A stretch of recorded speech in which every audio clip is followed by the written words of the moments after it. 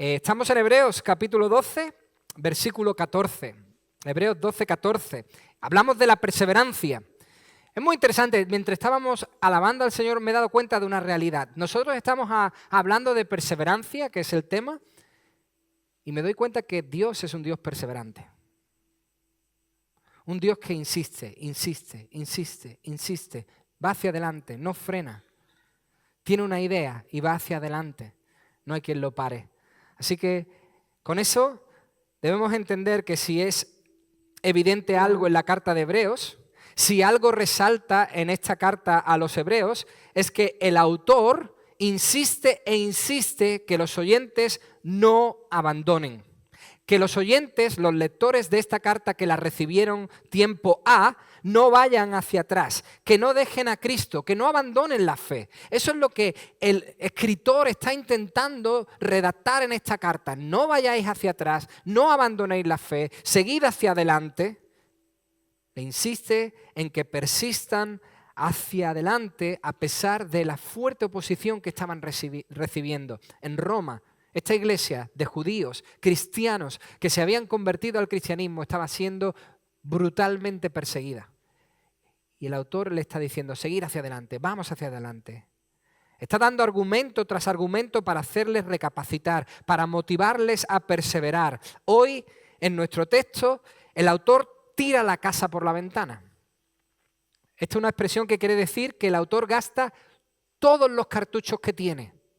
El autor pone toda la carne en el asador en estas palabras finales del capítulo 12 y les da 3 razones poderosas para perseverar, 3 razones de peso para seguir hacia adelante. Y en esas 3 nos vamos a enfocar y espero que estas 3 a nosotros nos motiven como cristianos para seguir hacia adelante.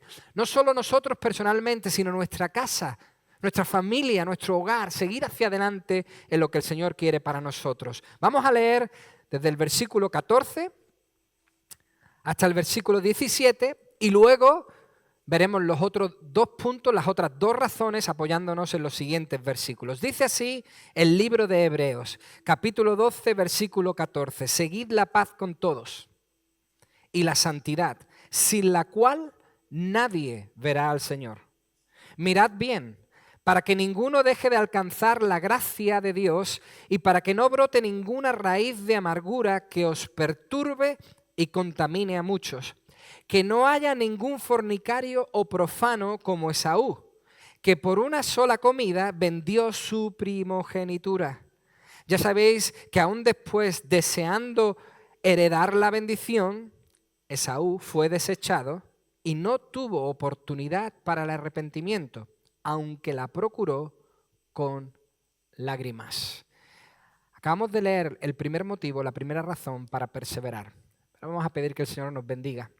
Tenemos una oración y buscamos que sea Él quien nos enseñe su bendita palabra. Padre, Señor, te alabamos, Señor, en esta mañana. Te bendecimos, Señor, y queremos hacerlo ahora con nuestra atención a tus palabras. Te damos las gracias porque tú eres un Dios perseverante. Porque tú comenzaste una obra en nuestras vidas y no vas a parar hasta terminarla y completarla. Tú te has comprometido, tú, Señor, lo has dicho, tú lo has prometido. Y nosotros creemos en esa promesa. Nosotros confiamos que aquel que comenzó la obra en nosotros la perfeccionará hasta el día final. Señor, gracias por ser perseverante. Que tu carácter, que tu perseverancia nos motive a nosotros a ser cristianos que vayamos hacia adelante en la fe y por fe. Háblanos en esta mañana, que seas tú el que nos enseñe, Señor. Que nada interrumpa que podamos oír tu palabra con claridad. Te lo ruego, Señor, y te lo pido en el nombre de Jesús. Amén. No sé si habéis dado cuenta, pero hay una característica fundamental en este autor de la carta a los hebreos. Si os habéis fijado, todos aquellos que habéis seguido el estudio de Hebreos, os habréis dado cuenta que el autor, nosotros pensamos que es Apolos, este hombre creyente que era conocido principalmente en Corinto, este hombre, según hemos visto en cada estudio, era un cristiano, un creyente que tenía la mente saturada con la palabra de Dios. Su mente estaba llena de las Escrituras. El texto de hoy lo confirma, pero no solo el de hoy. Si recordamos el reciente capítulo 11, nos daremos cuenta que este autor tenía la mente llena de las Escrituras, o sea, se conocía su Biblia, conocía perfectamente el Antiguo Testamento, que era lo que se poseía en ese entonces, lo conocía a la perfección y no solo eso, sino que lo utilizaba perfectamente en el desarrollo de la carta. Ahora, en nuestro texto, lo va a usar de manera brillante. Va a utilizar ejemplos del Antiguo Testamento para motivar a estos creyentes. La primera razón de por qué perseverar es la siguiente. El autor les dice, ¿por qué perseverar? Para evitar perder lo mejor. Ese es el primer motivo por qué el creyente tiene que perseverar. Esa es la primera razón por la cual nosotros debemos seguir hacia adelante, para no perder lo mejor. Dice el versículo 14, seguid. Así empieza, seguid, buscar. Aunque más que buscar, esta palabra significa perseguir. O sea, ir detrás, seguir con la mirada atentamente, apreciar lo que tenemos en Cristo y gracias a Cristo. ¿Y qué es lo que tenemos? Dice el versículo 14, paz. Esto es precioso. Esto es lo que tenemos gracias a Cristo, paz. La paz que Él ha traído a nuestra vida nos permite estar en paz con Dios. Esto es fundamental, que las personas estén a cuentas con Dios, en paz con Dios, y también eso nos permite estar en paz con el resto de creyentes. Una persona que no está en paz con Dios es difícil que mantenga la paz en su entorno. El creyente, la persona que tiene paz con Dios ha encontrado la paz verdadera y por lo tanto puede estar en paz con el resto de creyentes. Romanos capítulo 5, versículo 1, dice, justificados pues por la fe, tenemos paz para con Dios por medio de nuestro Señor Jesucristo. Y Colosenses capítulo 1, versículo 19 y versículo 20 dice, al Padre agradó que en Él, Jesucristo, habitara toda la plenitud. Y por medio de Él, Jesucristo, reconciliar consigo todas las cosas, así las que están en la tierra como las que están en los cielos, haciendo la paz mediante la sangre de su cruz. Gracias a Jesucristo nosotros podemos tener paz con Dios. De alguna forma Dios está molesto, enfadado con aquel que no está a cuentas. Por el pecado Dios está separado, no estamos en armonía con Él y necesitamos esa paz que Cristo puede traer a nuestra vida. Pero no solamente nos da paz, dice el versículo 14 que también tenemos santidad. Una mejor traducción sería santificación. ¿Os acordáis? Capítulo 10, versículo 10 de Hebreos. Somos santificados mediante la ofrenda del cuerpo de Jesucristo hecha una vez y para siempre. Hemos sido salvados, santificados por esa salvación que Cristo hizo una vez. Solamente fue suficiente una sola ocasión. Y por ella hemos sido salvados, santificados. Hermanos, no es tanto buscar nosotros ser santos. Esa no es la idea. Porque si no, eso sería salvación por obras. Cuando nosotros buscamos ser santos, eso es buscar la salvación a través de las obras. No es eso. Lo que el autor está diciendo, lo que el autor está intentando motivar, invitar a estos oyentes es a recordar la santidad que Cristo nos ha dado. A ir detrás, a perseguir, a atesorar lo que Cristo ha hecho y no lo que nosotros podemos hacer por Cristo. Eso es lo que el creyente está llamado a valorar. Lo que Cristo ha hecho y no lo que nosotros hacemos por Cristo. Debemos atesorar la salvación que tenemos en Cristo, que es mejor salvación que la que nunca nosotros podríamos haber alcanzado jamás. Ni con todo el esfuerzo del mundo se podría comparar esa salvación con la que Cristo ofrece. De hecho, fijaos si es grande, fijaos si es valiosa, fijaos si es sublime la salvación que ofrece Cristo, que certifica el texto. Muy atentos a esto. El texto, la palabra de Dios, certifica que sin ella, sin esa santificación, sin esa salvación que solo Cristo da, versículo 14, nadie puede ver a Dios. Fijaos si es valiosa, fijaos si es importante, fijaos si es sublime, que sin esa salvación de Cristo nadie verá a Dios. Nadie podrá entrar en su presencia. Y continúa insistiendo en el versículo 15 diciendo, mirad. En realidad no es un imperativo en el original, podría decir mejor, mirando. Esta primera palabra nos da la idea de cómo tenemos que atesorar, cómo tenemos que perseguir, cómo tenemos que apreciar la salvación, cómo mirando bien. Esto es muy importante, porque a veces miramos de reojo o solo con un ojo. Hay que mirar bien, hay que contemplar bien. Tenemos que prestar mucha atención a la salvación que Cristo nos ha dado. Eso es valorarla. Debemos meditar cada día, dar gracias al Señor por la salvación que tenemos. ¿Qué has pensado hoy al levantarte por la mañana? ¿Es tu primer pensamiento decir, soy de Cristo? El Señor me ha salvado. Tengo vida eterna. Es maravilloso poder parar un segundo nuestro día a día y decir, soy tuyo, Señor, te pertenezco.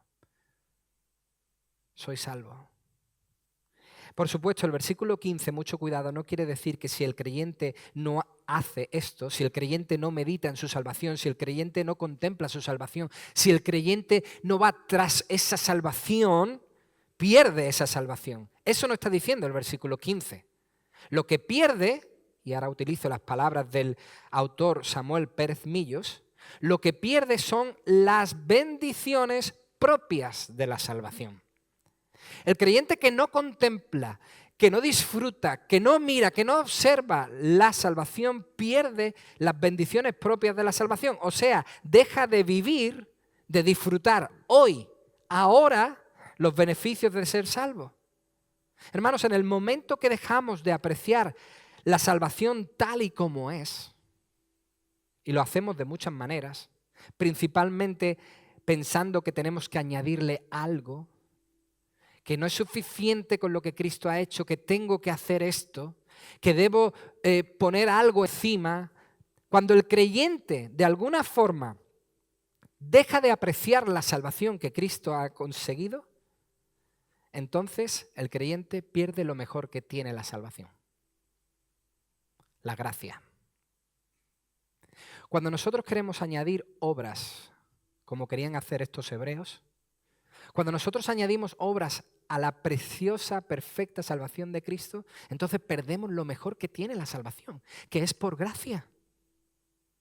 Hermanos, desvincularse de la gracia por parte del creyente, como querían hacer estos hebreos, marcharse de la gracia y volver a las obras, al judaísmo, hará que el camino del creyente sea más complicado.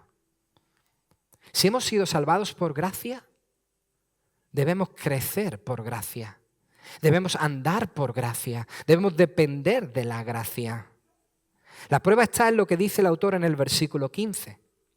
Cuando nosotros hacemos eso, cuando nosotros sustituimos la gracia por obras, cuando queremos añadir a la salvación que Cristo ha hecho, lo que hacemos es que sustituimos el gozo de la salvación por, versículo 15, una raíz de amargura. El creyente que quiere añadir obras a su salvación, al final acaba amargado. Empieza a crecer en él una raíz de amargura. Esta idea la saca Apolos, el autor de esta carta, por supuesto, del Antiguo Testamento. Ya lo hemos dicho, era un hombre lleno de la palabra de Dios. Y esta idea de la raíz de amargura, Apolos la saca del libro de Deuteronomio. En Deuteronomio capítulo 29, versículos 16 al 20, encontramos a Moisés, líder del pueblo, antes de cruzar el Mar Rojo y por fin entrar en la tierra prometida. Después de esos 40 años donde el pueblo había estado deambulando por el desierto, dando vuelta tras vueltas, por fin, 40 años después, están dispuestos a cruzar el Mar Rojo, pasar y conquistar la tierra que Dios les había prometido. Ahí está Moisés. ¿Y qué hace? Decide darles al pueblo unas últimas palabras antes de cruzar. Moisés está ahí en Deuteronomio capítulo 29 avisando al pueblo de una cosa muy grave, de las terribles consecuencias para quienes dejasen al Señor y siguiesen a otros dioses. Moisés está diciéndole al pueblo, cuidado, que ahora que vamos a entrar en la tierra prometida, no os olvidéis del Señor y vayáis a buscar a otros dioses. Cuidado con abandonar el camino que Dios nos ha marcado e ir tras otros dioses. ¿Por qué? Dice Moisés, porque eso produciría una raíz de amargura tremendamente contagiosa. Moisés dice, cuidado, porque eso puede amargaros y podéis amargar a los demás. Hermanos, la contaminación de la que habla la palabra de Dios aquí y en Deuteronomio comienza en el creyente. Comienza en un creyente amargado, pero no acaba ahí. Lamentablemente no se frena ahí. El versículo dice que contamina a muchos, versículo 15. No solo contamina a la persona, sino que como planta venenosa que es, se extiende y contamina, puede contaminar a otros. Hermanos, esto es muy curioso, pero es verdad. La santidad no se contagia. No. Yo no puedo contagiar, compartir mi salvación. Yo no puedo decir a una persona, comparto contigo mi salvación. No se puede. Porque esa obra de santificación, de santidad, de salvación, es personal. Y la hace Dios a través de su Espíritu Santo en cada persona. No es algo que se pueda decir, venga, yo la voy a compartir con otro, no. La santidad, la santificación, la salvación no se puede compartir de esa forma. El pecado sí. El pecado sí. Se comparte y se extiende. Un cristiano amargado es amargura para el resto de creyentes. Un cristiano que está amargado amarga al resto de sus hermanos. Cuando uno deja de participar de esa salvación, de disfrutar de esa salvación, de apreciar esa salvación que Jesús ha logrado para nosotros, llega la contaminación. Cuando uno abandona la salvación por gracia, llega la contaminación, como advirtió Moisés al pueblo. Cuidado, no abandonéis al Dios verdadero yéndoos a otros dioses, porque si no vais a contaminar al pueblo entero. Hermanos, no abandonemos la gracia, porque eso se contagia. Debemos saber que Jesús no solo promete vida eterna, sino que Jesús también promete vida abundante. No solo vida para siempre, sino vida abundante. Dice el Juan capítulo 10, versículo 10, yo he venido para que tengan vida y para que la tengan en abundancia. Dice Juan capítulo 15, versículo 11, estas cosas que yo os he hablado para mi gozo, para que mi gozo esté en vosotros y vuestro gozo sea completo. O sea que Jesús no solo promete que tengamos una buena vida, sino una vida abundante, completa. Y lo hacemos persiguiendo la paz. Lo hacemos persiguiendo la santidad. Lo hacemos mirando a Jesús, a su obra perfecta, confiando que ella es la que nos santifica. Hermanos, la salvación es lo mejor que tenemos. No hay nada, absolutamente nada mejor que la salvación. Y el que ha sido salvado por Cristo puede decir que no tiene nada mejor. Es triste, pero Esaú, dice el texto, Esaú es el hermano gemelo de Jacob. Estos hijos que tuvieron Isaac y Rebeca, estos gemelos, de los cuales se dicen que uno amaba la cacería, Esaú, lleno de pelo, rojizo, pelirrojo. En cambio, Jacob le gustaba un poco estar meditando, pensando, la tranquilidad, le gustaba más el hecho de poder pensar en el Señor, poder meditar en las cosas de la palabra, poder estar ahí con sus cosas en casa. Esaú no lo vio así. Eso dice el texto. Esaú no vio lo que estamos hablando hoy. Como dice la canción del grupo Queen, Esaú quería todo y lo quería ahora. I want it all, I want it now. Eso es lo que quería Esaú. Lo quiero todo y lo quiero ahora. Esaú solo encontró felicidad, gozo pleno en el aquí y en el ahora. Ahí es donde él encontró su satisfacción. No le preocupaba en nada la bendición futura. No le preocupó en nada perder su primogenitura en el futuro. De hecho, dice Génesis capítulo 25, versículo 32, que Jacob le dijo, hey, dame tu primogenitura y yo te doy un plato de comida. ¿Y cuál fue la respuesta de Esaú? Génesis 25, 32, hey, hermano, me estoy muriendo, refiriéndose a me estoy muriendo de hambre. ¿Para qué pues me servirá la primogenitura si yo ahora me muero? ¿Para qué me va a servir esa primogenitura en el futuro? Dame la comida. Hermanos, Esaú vendió todo lo que él tenía, todo lo que a él solo le pertenecía, la primogenitura, todos los exclusivos beneficios que tendría como el primer hijo varón nacido, por algo tan banal como un plato de lentejas. Y los que sois como yo diréis, yo jamás hubiese vendido nada por un plato de lentejas. Yo creo que la frase se inventó conmigo. Si no quieres lentejas, las dejas. Ese soy yo. ¿Cómo se le ocurre a alguien vender algo tan valioso simplemente por un plato de lentejas? Hermanos, Esaú es ejemplo de persona que no mira bien lo que tiene. Esaú es un ejemplo para nosotros de persona que no aprecia aquello que Dios le ha concedido. Lo desecha claramente por algo temporal. Esaú despreció su derecho, dice el versículo 17, despreció su bendición. No le importó. Estos hebreos podían caer en ese error y abandonar la fe por la comodidad presente. Estos hebreos estaban a punto de abandonar las bendiciones futuras por vivir mejor. Hermanos, ¿puede ser esa una tentación para nosotros? ¿Puede ser que nosotros personalmente también estemos abandonando la fe por tener una vida más tranquila? ¿Por tener una vida más apetecible? Si ese es tu caso, déjame decirte algo muy importante. Ni todo el oro del mundo, ni todo el oro que el mundo pueda ofrecerte se puede comparar a la salvación que Cristo ha logrado para nosotros.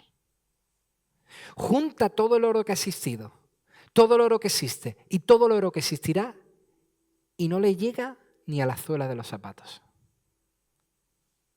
Jesucristo dijo en Marcos 8:36, porque ¿de qué le aprovechará al hombre ganar todo el mundo si pierde su alma? ¿De qué sirve ganar todo el oro del mundo si al final no consigues lo más preciado, que es la salvación que Cristo ofrece? Por lo tanto, la primera razón para perseverar es no perder lo mejor. Segundo, ¿por qué perseverar? Para alcanzar el reino, para alcanzar esa nueva Jerusalén de la que habla el texto, versículo 18.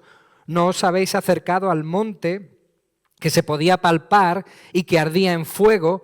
No os habéis acercado a la oscuridad, a las tinieblas y a la tempestad. No os habéis acercado al sonido de la trompeta y a la voz que hablaba, la cual los que la oyeron rogaron que no les siguiera hablando. Perdón.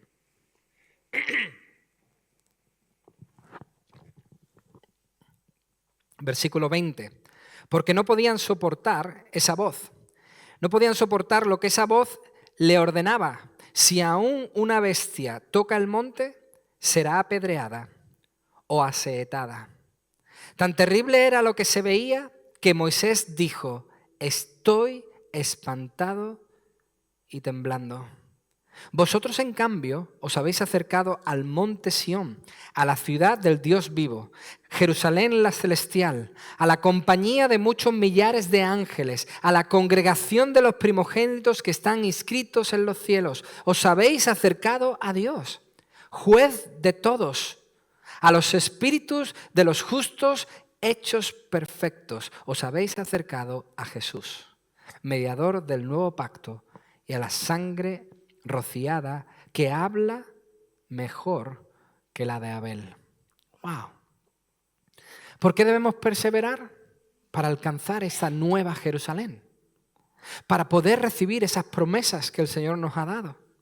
El cristiano hoy, fijaos qué interesante, gracias a la obra de Cristo puede acercarse libremente a Dios. Eso es algo que nosotros ya damos por sentado, como si hubiese sido sencillo, como si hubiese sido fácil, como si eso es algo que se logra simplemente cuando uno quiere. Bueno, yo hoy oro y yo me acerco a Dios y es sencillo, es fácil, está ahí. Hermanos, lo podemos hacer gracias a la obra de Cristo. El cristiano hoy no ha tenido que acercarse al monte que se podía palpar, dice el versículo 18. Nosotros no nos hemos tenido que acercar a un monte como este. Este monte que se podía palpar significa una montaña real, una montaña de piedras, con árboles, con rocas, una montaña que se podía tocar con la mano. Nosotros como cristianos no nos hemos tenido que acercar a la escena de este monte Sinaí que nos cuenta Éxodo capítulo 19 y capítulo 20, donde Dios descendió en forma de nube a esa montaña del Sinaí. Nosotros no nos hemos tenido que acercar ahí, no hemos tenido que pasar por eso. El Señor desciende a ese monte. Dice Éxodo 19 y 20, monte que ardía en fuego, versículo 18, un monte donde había oscuridad, tinieblas y tempestad, un monte donde la voz de Dios se oía tan fuerte, tan potente, tan palpable que los que la oyeron rogaron que por favor no le siguiera hablando. Los que oían esa voz le decían, Moisés, por favor, ¿puedes tú ser el que nos hables a nosotros? Y no esa voz. Versículo 21, tan terrible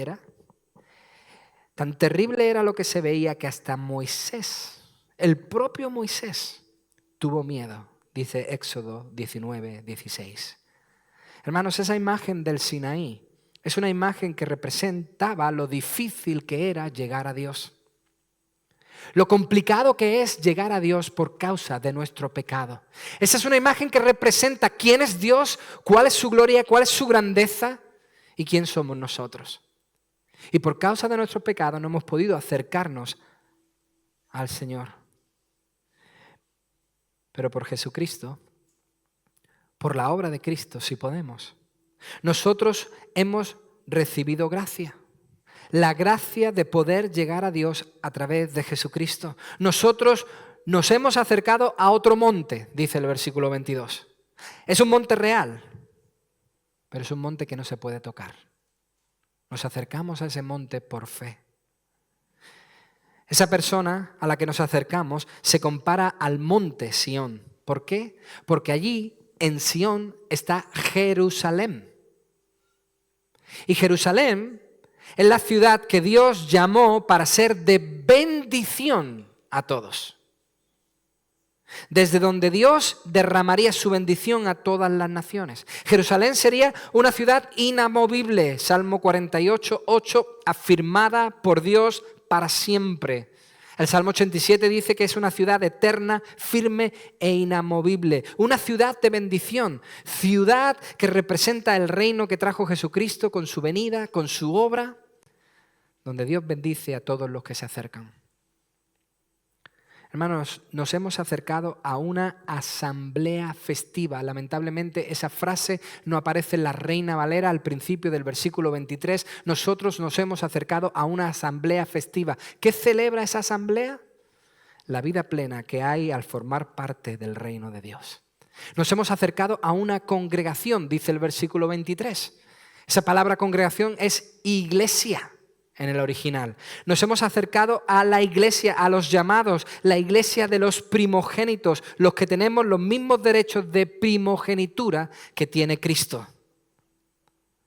Esto es muy interesante, hermanos, porque nosotros, al igual que Esaú, vendimos nuestra primogenitura. Nosotros también abandonamos nuestra primogenitura. No pensamos, hubo un tiempo en nuestra vida que no pensábamos en las bendiciones que Dios nos puede dar. Y las abandonamos.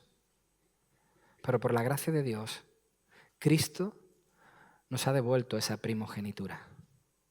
Nosotros la vendimos, la rechazamos. Cristo nos la ha devuelto. ¿Cómo lo sabemos?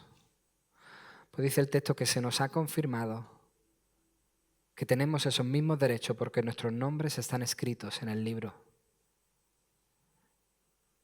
Esta es una clara alusión a Éxodo capítulo 32. Nuestros nombres están escritos en el libro de la vida y nadie puede borrar ese nombre. El juez justo, Dios, el que manda, el que decide quién puede y quién no puede, ya ha decidido por la obra de Cristo que estemos inscritos en ese libro. Piénsalo por un segundo, un instante. Es maravilloso pensar que ya hemos sido hechos perfectos antes de llegar a ese juicio. Déjame explicarte qué significa esta frase. Es maravilloso pensar que ya hemos sido hechos inocentes, declarados inocentes antes de que ese juicio llegue. Hermanos, nosotros sabemos que habrá un juicio final, pero también sabemos hoy, antes de que ese juicio se celebre, nosotros ya sabemos el resultado. El que ha confiado en Jesucristo por fe ya sabe el resultado. El que ha confiado en Jesucristo por fe sabe que se va a presentar delante del juez y el juez va a decir inocente. Eso dice la palabra de Dios. Hechos perfectos, por supuesto, no por nuestras obras, no por nuestro talento. Hechos perfectos significa en Cristo. Hechos perfectos en Cristo, llevados por Cristo al fin pretendido. En definitiva, ¿a quién realmente nos hemos acercado? No es un monte real,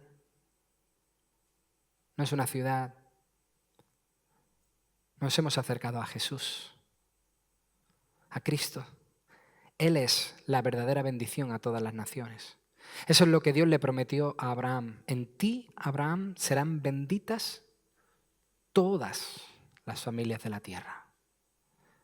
Porque del linaje de Abraham, del pueblo de Israel, nacería el Salvador, Jesucristo, y en él, por él, son bendecidas todas las naciones. Moisés era mediador del antiguo pacto y tembló. Jesús es el mediador del nuevo pacto y es hijo. No tiembla ante Dios. Tiene libre acceso a Dios y porque Él puede llegar, nosotros también podemos hacerlo. Por lo tanto, su mediación es mejor. Capítulo 10, versículo 14. Y así, con una sola ofrenda, Jesucristo hizo perfectos para siempre a los santificados. Hermano, Jesús con su sangre nos hace perfectos ante Dios. No perfectos en que moralmente somos los mejores, sino aceptos. Nos lleva a buen fin. Dice el texto que la sangre de Abel clama. Pero la sangre de Abel lo que clama es por justicia.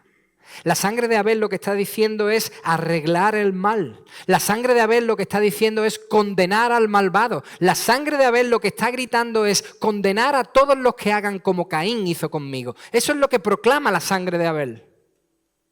En cambio, la sangre de Cristo proclama perdón y salvación al malvado. Por eso su sangre es mejor. La de Abel grita castigar al malvado. La de Cristo proclama salvad a los malvados.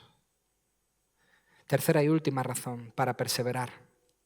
Perseveramos para escapar la destrucción, versículo 25. Mirad que no desechéis al que habla.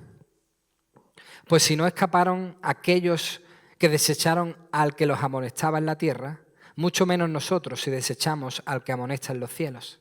Su voz conmovió entonces la tierra, pero ahora ha prometido diciendo, una vez más, conmoveré no solamente la tierra, sino también el cielo.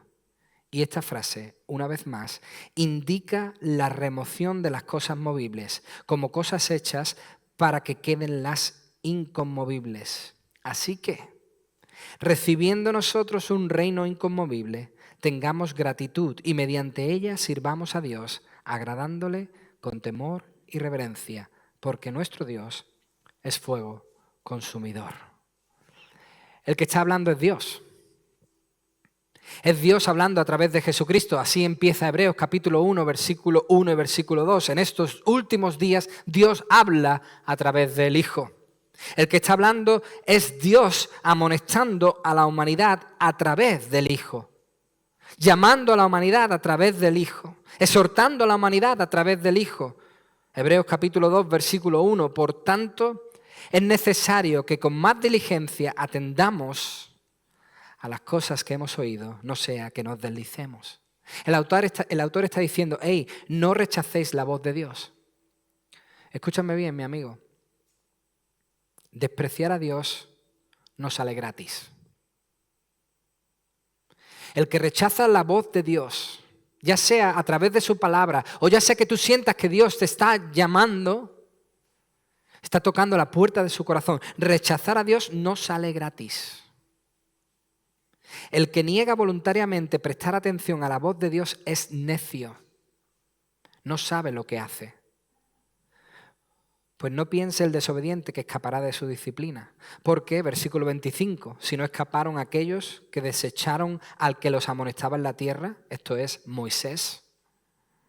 Si no escaparon aquellos que rechazaron las órdenes, los mandamientos de Dios a través de Moisés, mucho menos nosotros, si desechamos al que nos amonesta desde los cielos. Dios. La voz de Dios hizo temblar el Sinaí. Eso dice el Salmo 68, versículo 8, que la tierra tembló y destilaron los cielos. Ante la presencia de Dios, aquel Sinaí tembló delante de Dios, del Dios de Israel. Es verdad que cuando Dios se hizo presente en el Sinaí, la tierra tembló, pero Dios promete una acción mayor en el versículo 26. Una acción que no afectará solo a un monte. Una acción que no solo afectará a una ciudad. Una acción que no solo afectará a una nación. Será cósmica. Alcanzará a toda la tierra y a los cielos. Eso dice el profeta Ageo, capítulo 2, versículo 6. Porque así dice Jehová de los ejércitos. De aquí a poco yo haré temblar los cielos y la tierra, el mar y la tierra seca. Haré temblar a todas las naciones. Vendrá el deseado de todas las naciones y llenaré de gloria esta casa, ha dicho Jehová de los ejércitos. Hermanos, las cosas que serán agitadas, incluida la creación, darán paso a otras cosas permanentes, inamovibles. Y una de esas cosas, como dice el versículo 27, inconmovibles, una de las cosas que jamás serán destruidas, sino que permanecerá para siempre, será la iglesia. El Salmo 125, versículo 1 dice, los que confían en Jehová son como el monte Sión, que no se mueve, sino que permanece para siempre. Las cosas que permanecen para siempre son las cosas que pertenecen a su reino. Esas cosas son inconmovibles, permanecerán para siempre. ¿Por qué? Daniel 6:26, porque su reino no será jamás destruido y su dominio perdurará hasta el fin. Hermanos, todo lo que está conectado a Dios es estable y eterno. Duradero para siempre. Jesús dijo en Mateo 24:35, el cielo y la tierra pasarán, pero mis palabras no pasarán. Hay cosas que Dios está agitando, pero no será el caso de la iglesia. No. Jesús dijo que Él, Mateo 16:18, edificaría su iglesia y ni las puertas del Hades la dominarían. Esto quiere decir que Él está edificando una iglesia y aunque el infierno se abriese en canal, sería imposible que se tragase a la iglesia. Porque la iglesia permanece para siempre.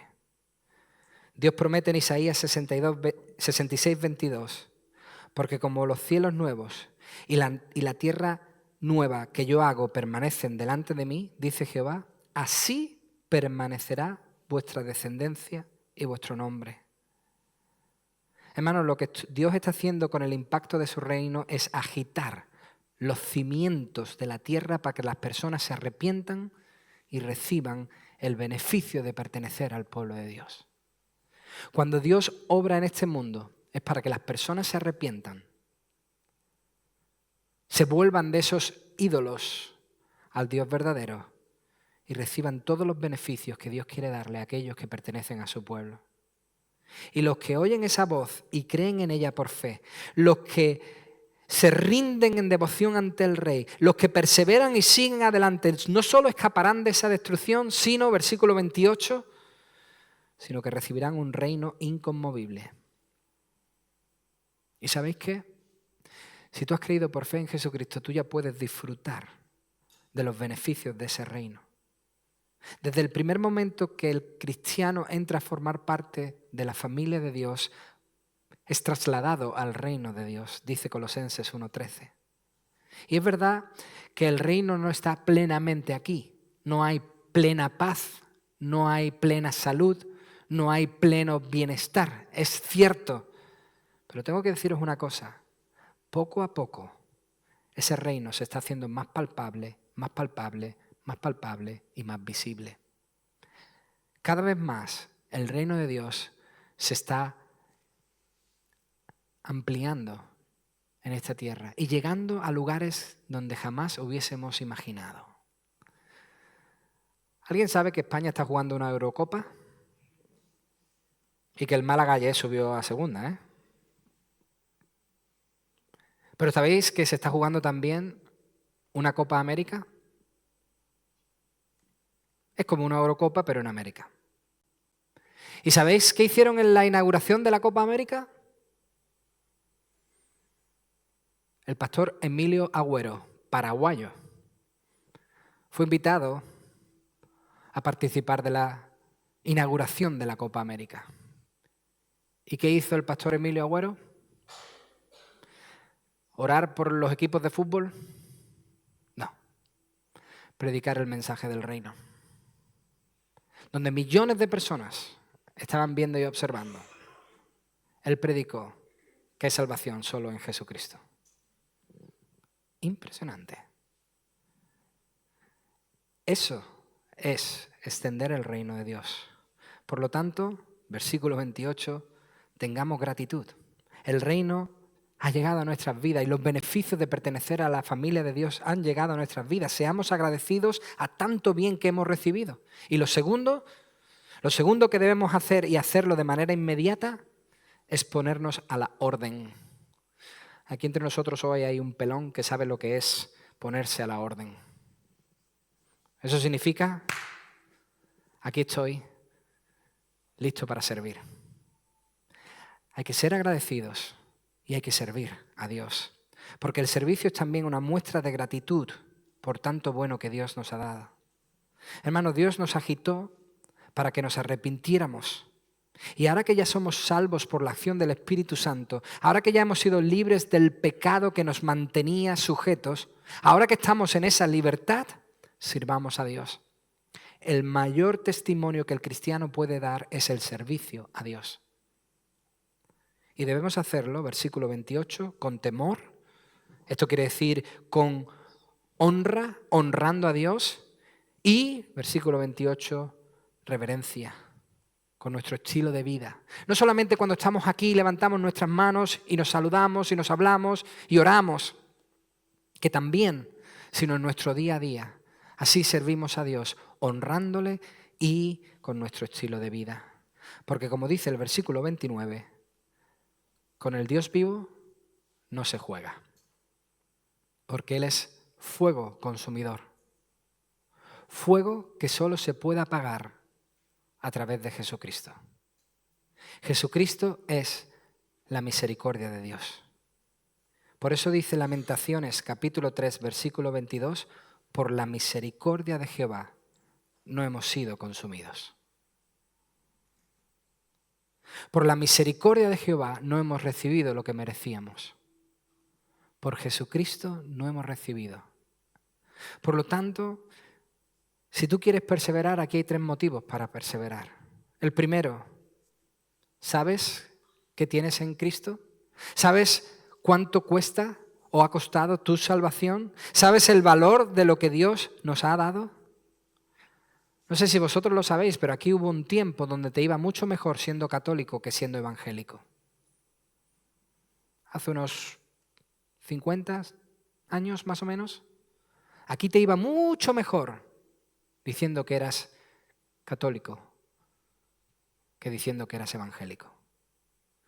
Pero aún así, hubo un grupo de evangélicos. En nuestra iglesia tenemos algunos. Hubo un grupo de cristianos que perseveraron adelante porque valoraron mucho más lo que habían conseguido a través de Cristo que su placer presente. ¿Sabes cuánto vale la salvación que Cristo te ha dado? hemos alcanzado mejores condiciones, hermanos. Ahora que estamos en Cristo tenemos mejores condiciones, por lo tanto, disfrutémoslas. Solo en Cristo hay estabilidad, inmovilidad, seguridad de que nunca seremos consumidos, de que nunca seremos removidos. Solo en Cristo evitamos la destrucción. Sigamos bajo sus alas.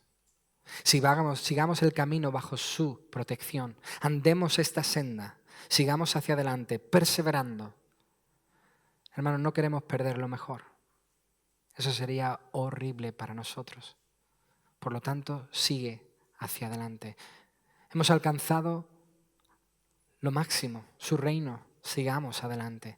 Se nos ha perdonado una sentencia horrible que decía que debíamos ser destruidos. Por lo tanto, sigamos adelante. Esta es la invitación del autor. Así termina el autor todos sus cartuchos.